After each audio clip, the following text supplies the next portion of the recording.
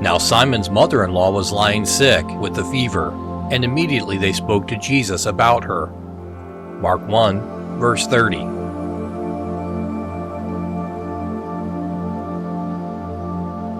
Very interesting is this little peep into the house of the Apostolic Fisherman. We see at once that household joys and cares are no hindrance to the full exercise of ministry.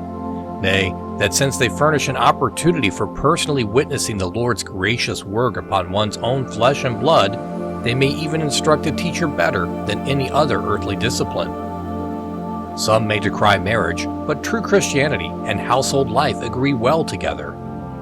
Peter's house was probably a poor fisherman's hut, but the Lord of glory entered it, lodged in it, and wrought a miracle in it.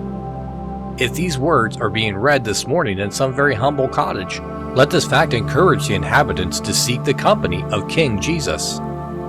God is more often in little huts than in rich palaces.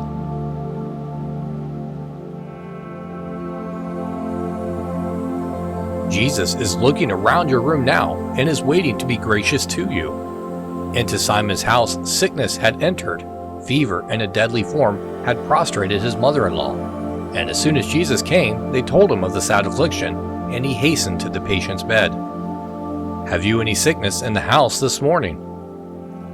You will find Jesus by far the best physician. Go to him at once and tell him all about the matter. Immediately lay the case before him. It concerns one of his people, and therefore will not be trivial to him. Observe that at once the Savior restored the sick woman. None can heal as he does. We may not make sure that the Lord will at once remove all sickness from those we love, but we may know that believing prayer for the sick is far more likely to be followed by restoration than anything else in the world. And where this avails not, we must meekly bow to his will, by whom life and death are determined. The tender heart of Jesus awaits to hear our griefs. Let us pour them into his patient ear.